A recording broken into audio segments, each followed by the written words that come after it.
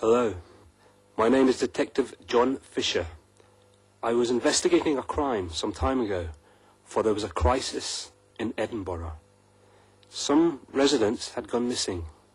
I have already solved this case, but I tell you, it wasn't easy. Here is the story.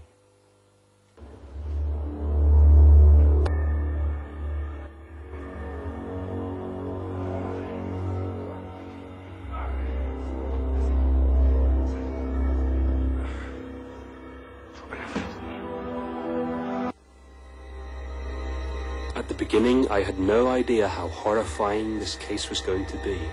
More and more people were going missing. I was called up to Edinburgh from London.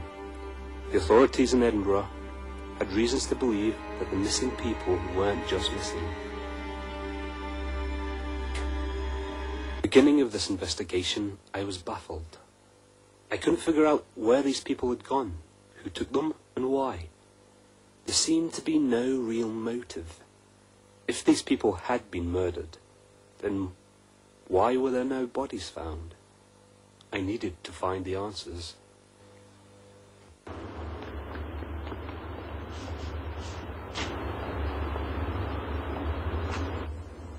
Hello, I'm Detective Fisher. Did you walk down this way a lot? Sometimes. What's your name? William Burke. Have you seen anything suspicious around here lately? No, not really. Okay. Thanks for your time.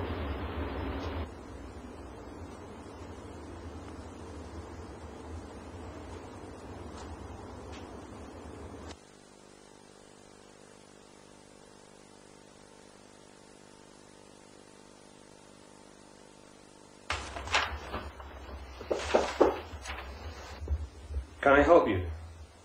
Yes, sir. I'm not sure if I should be here. What is it, son? Well, it's just when I was in Dr. Knox's class yesterday, we were given a fresh body to dissect, but the thing is, I knew this person. It was Mary Patterson. I told Dr. Knox I knew this woman and thought that something horrible must have happened to her. She was always so careful, but Dr. Knox said he got the body from a reliable source, and I was to stop asking questions. But, sir, I saw Mary not 2 days ago. And, sir, I think Mary may have been killed. No, don't get ahead of yourself. But thanks for coming to see me. You've been a great help. Thank you, sir. Goodbye.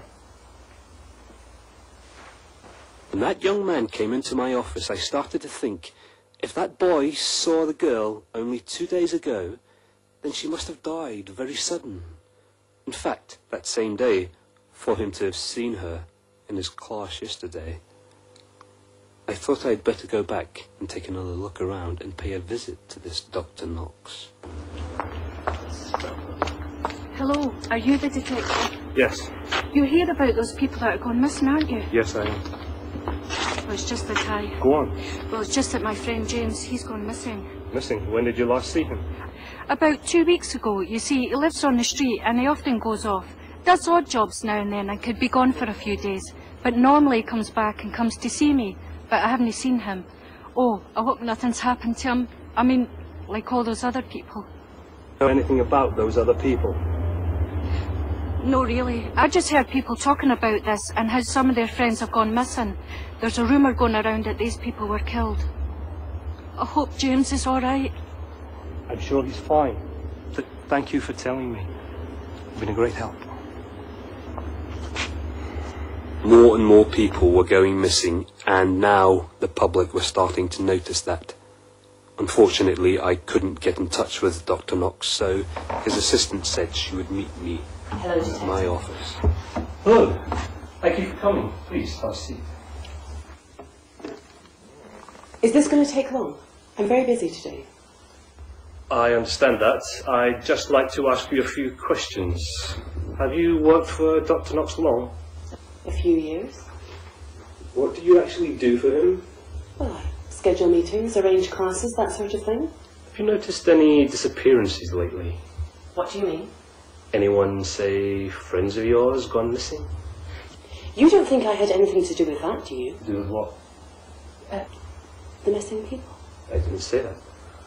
Look, Detective, I know nothing about these people. Stop wasting my time. Sit back down. I'm not saying that you had anything to do with the missing people.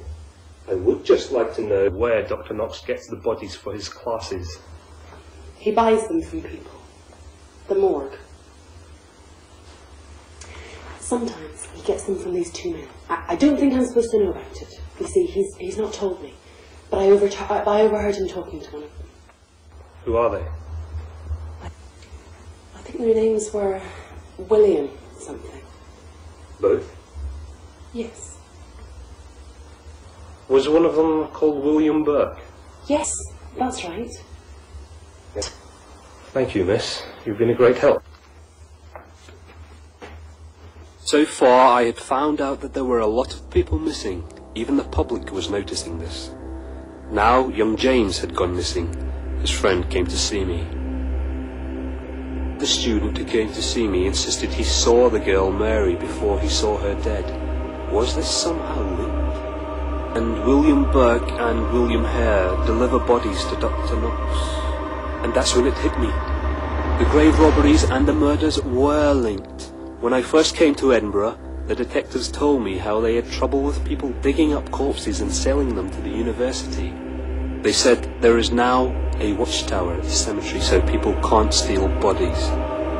So now they are killing people for the money.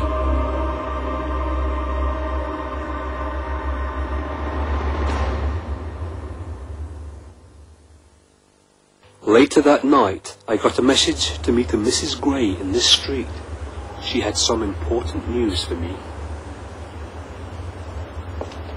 Hello, are you Detective Fisher? Yes. Is something to tell me? Yes, it was something I saw. Last night I was at a Halloween party at Mr. Burke's house. This morning I went back to get my children's stockings. He was acting strange. He wanted me to go. I waited till he left and I went back and I saw the body of an old woman. It looked like she'd been strangled. Are you saying it was Mr. Burke who murdered her? Yes, and his friend Mr. Hare. See, when I found the body, Miss McDougall, she's Mr. Burke's lady friend, came in and she told me all about how they kill people and sell them to the university. Of course. It all makes sense. Thank you, Mrs. Gray. You've been most helpful.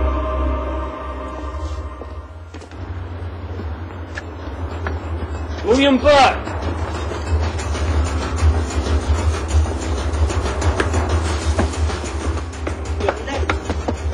William Burke, you're under arrest for the murder of Mary Patterson.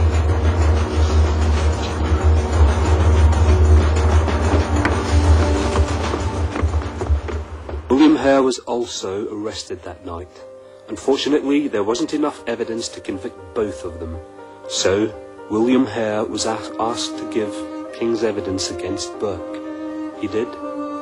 Burke was found guilty and was sentenced to death by hanging. Hare was set free. I did protest, but there was not enough evidence. He left Edinburgh and went to England. No one ever saw him again. So the case was solved. Edinburgh was safe once again.